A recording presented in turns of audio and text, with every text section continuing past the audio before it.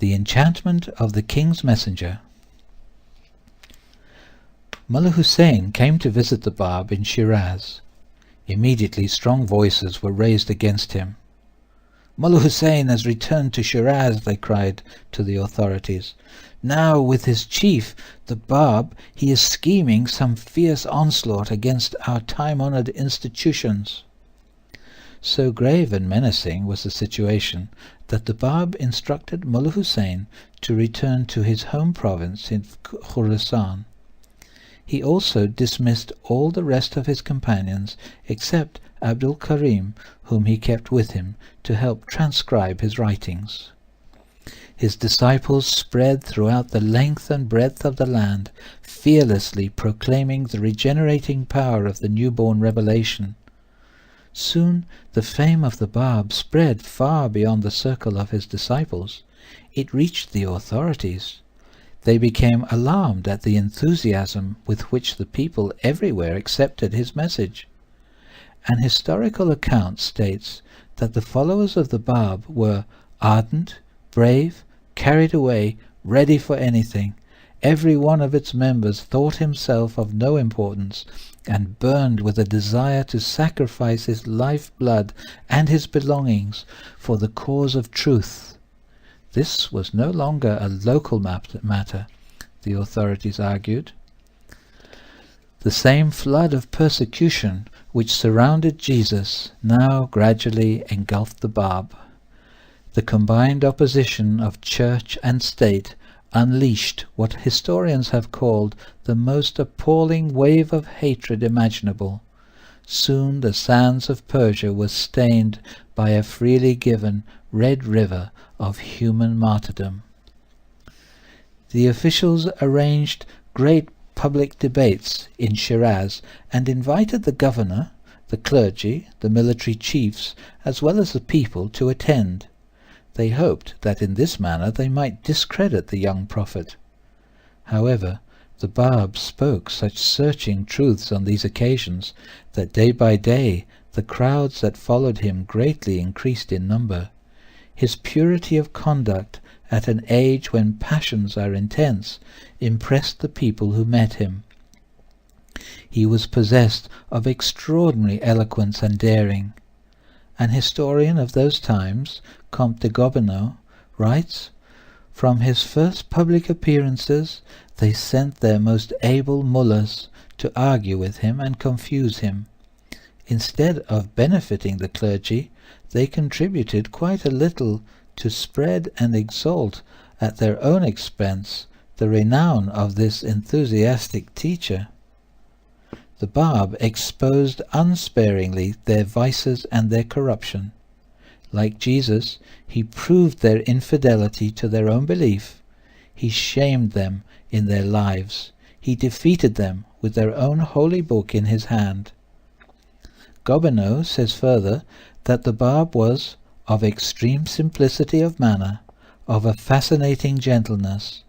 Those gifts were further heightened by his great youth and his marvellous charm. He drew about himself a number of persons who were deeply edified. He did not open his lips without stirring the hearts to their very depths. Sir Francis Younghusband, in his book The Gleam, writes of his wonderful charm of appearance. Men were impressed by his knowledge and his penetrating eloquence of speech. As soon as he ascended the pulpit, there was silence. Another historical document states, "By the uprightness of his life, the young Sayyid, the Bab, served as an example to those about him. He was willingly listened to when he condemned the abuses of all classes of society.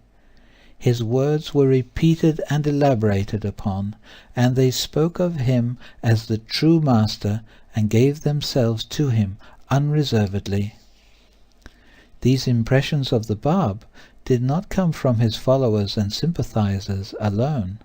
Comte de Gobineau states in his History of the Times that even the orthodox Mohammedans who were present at these meetings when the Bab spoke have retained an indelible memory of them and never recalled them without a sort of terror. They agreed unanimously that his eloquence was of an incomparable kind, such that, without having seen an eye-witness, one could not possibly imagine. Soon all of Persia was stirring with stories of the Bab. The people eagerly hungered for more news. A wave of enthusiasm swept over the country. Leading figures of both state and church either attended these meetings in person or delegated their most able representatives to inquire into the truth of the matter. The Journal Asiatique states that the faith of the Bab had many followers in all classes of society, and many among them were of important standing, great lords, members of the clergy, military men, and merchants had all accepted his doctrine. Those in authority began to ask searching questions. Finally, the crown itself became interested. Muhammad Shah, the king, decided to investigate.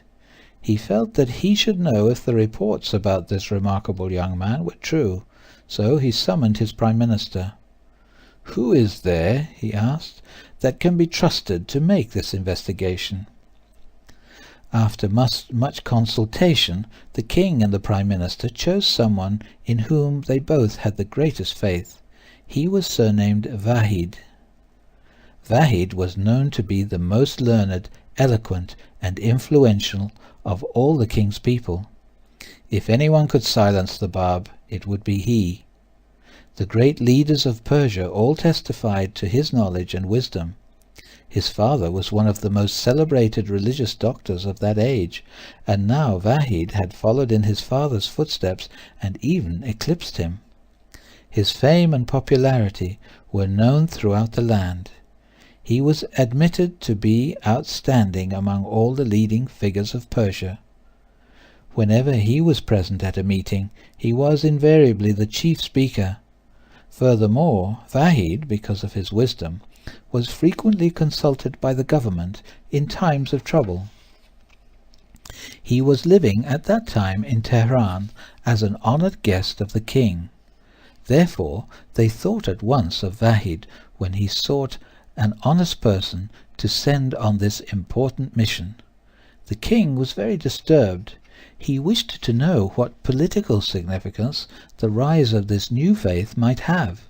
So he gave Vahid careful instructions. "Go to Shiraz at once, interview the Bab, find out if these tales of wonder we hear are true, then report to us personally and in detail what you discover." The prime minister was not above planting a seed in Vahid's mind before he left. "If you can discredit him and unmask him, it will add greatly to your own stature," he told him. Vahid mounted the horse which had been given to him by the king and left immediately for Shiraz. On his way he decided upon the questions which he would ask the Bab. These questions, Vahid felt, would test the Bab's knowledge to the utmost, and upon the answers which he gave would rest, in Vahid's opinion, the truth or falsehood of his claims to be a messenger of God. When Vahid arrived in Shiraz, he met an intimate friend whose name was Azim. "You have met the Bab," Vahid said to his friend. "What do you think of him? Are you satisfied with him? Is he a charlatan?" "Meet him yourself," Azim replied. "Make your own decision. But as a friend, I would advise you to be careful. You will regret any discourtesy which you will show to him." Vahid arranged to meet the Bab, who welcomed him with affection. For nearly 2 hours Vahid courteously directed question after question at the Bab. He pointed out the most obscure passages of Holy Scripture. He dwelt upon the mysterious prophecies and traditions which must be fulfilled at the time of the coming of the Promised One. He spoke at great length of certain difficult and vague metaphysical themes. The Bab listened patiently to Vahid's learned and detailed references, quietly noting his questions. Vahid suddenly felt ashamed of this long and showy display of his own learning. Later he reported, "Quietly the Bab began to speak. He gave brief but persuasive answers to each of my questions. The conciseness and clarity of his replies excited my admiration and wonder. My feelings of personal superiority vanished. I was embarrassed by my own presumptuousness and pride. I felt so abased that I hurriedly asked permission to retire. I told him, 'If it please God, I shall in my next interview submit the rest of my questions and conclude my inquiry.' Vahid withdrew.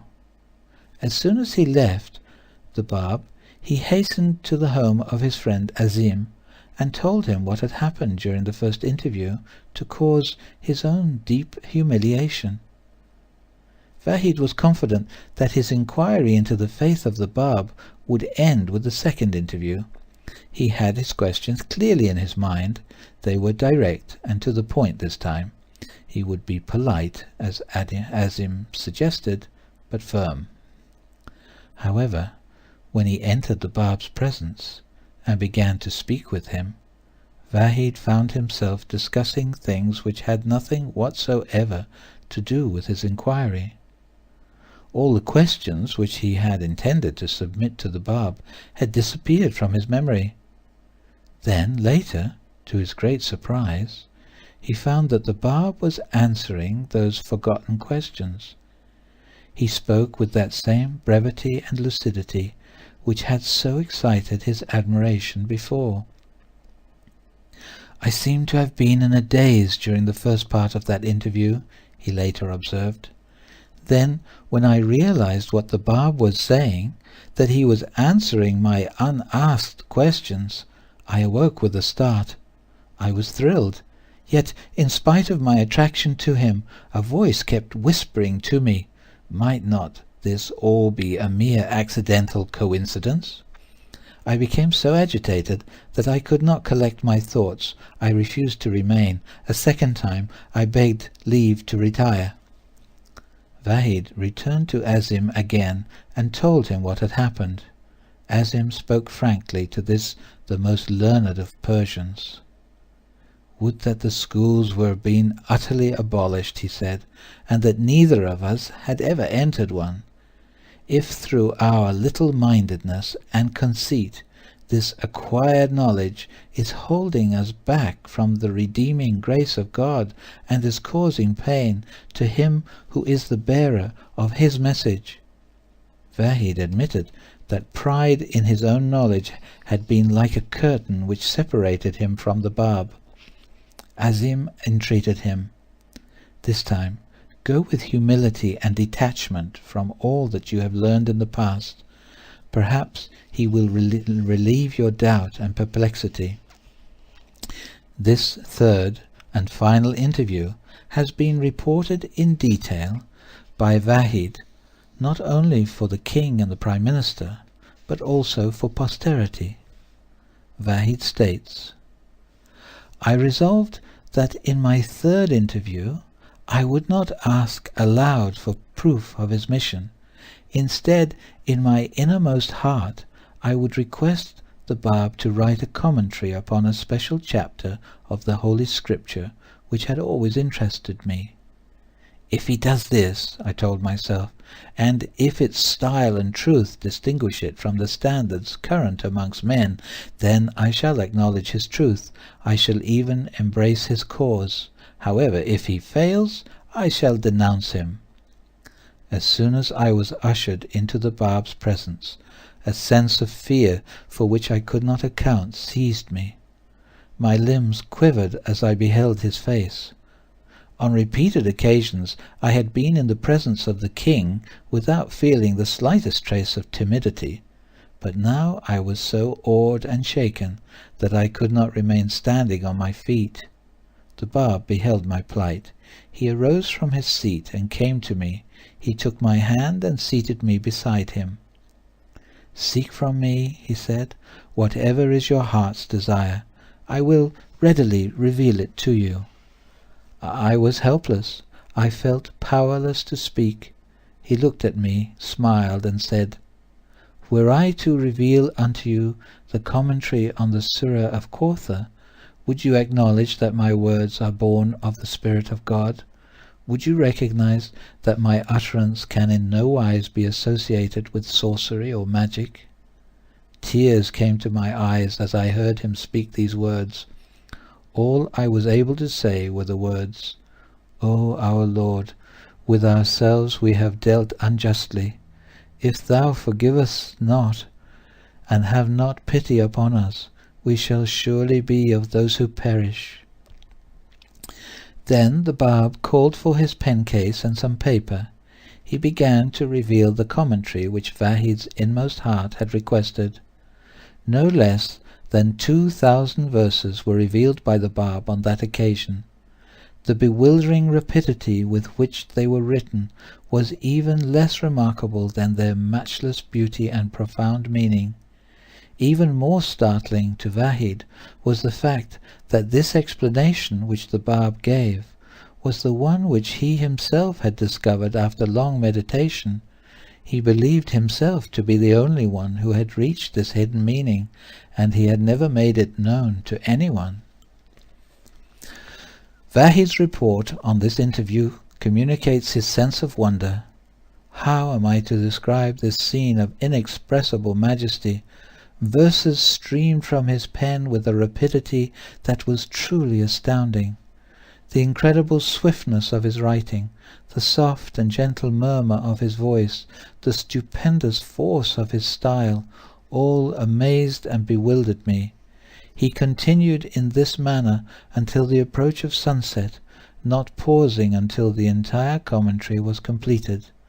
Then he laid down his pen and asked for tea to be brought. Soon after, he began to read it aloud in my presence.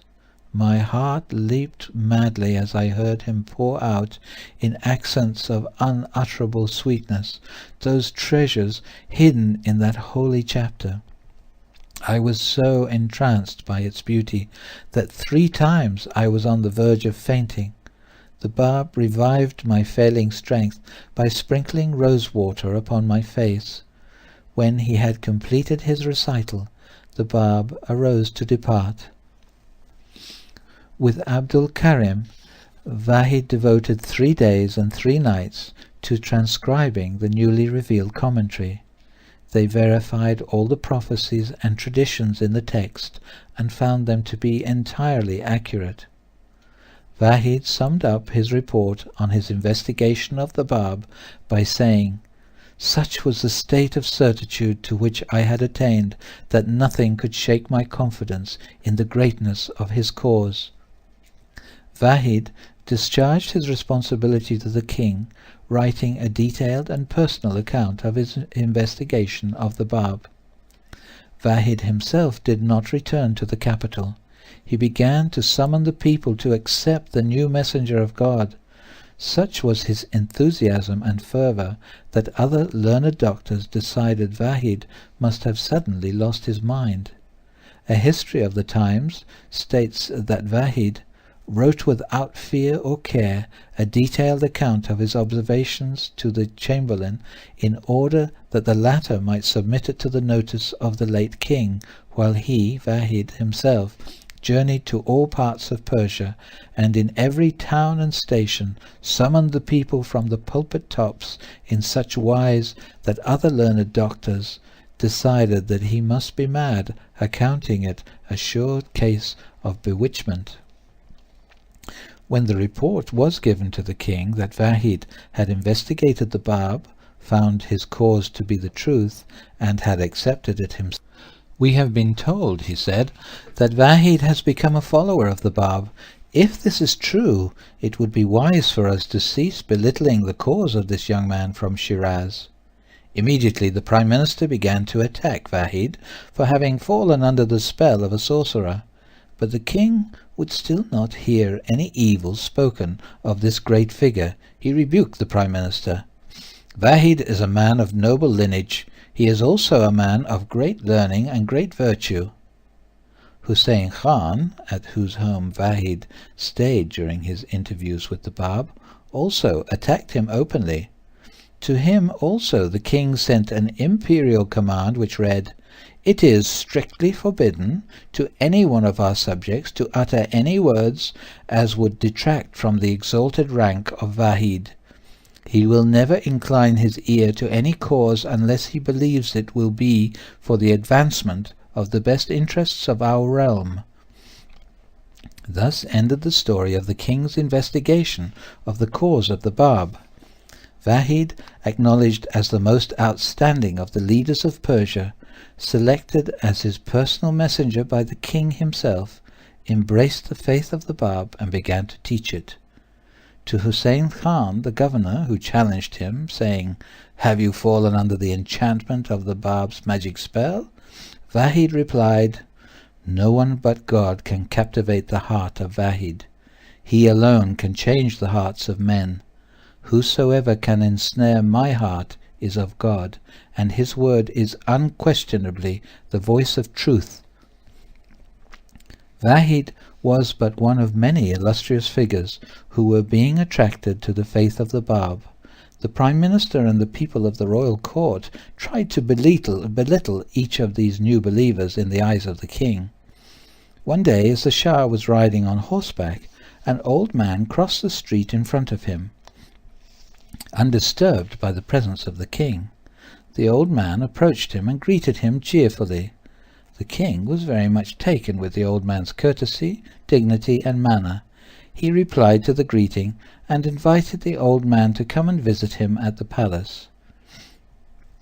Before they had returned to the royal residence, those close to the king began whispering to him, "Does your majesty not realize that this old man is none other than one of the famous and newly converted followers of the Bab? He has proclaimed himself so. He has publicly announced his undying loyalty to the cause of that youth." The king knew they were jealous and envious of the attention he had bestowed upon the old man. He was displeased with them, and at the same time confused by their constant backbiting. "How strange!" he exclaimed. "Whoever is distinguished by learning, by uprightness of conduct, by courtesy of manners, my own court immediately denounces as a follower of the Bab. Why? Why is this?" Because of the orders of the king, Hussein Khan was no longer able to express his old hatred of Vahid openly. Therefore he began quietly to undermine Vahid's friendship with the king. In the days to come, this treachery would lead to Vahid's martyrdom in his native town of Nayriz.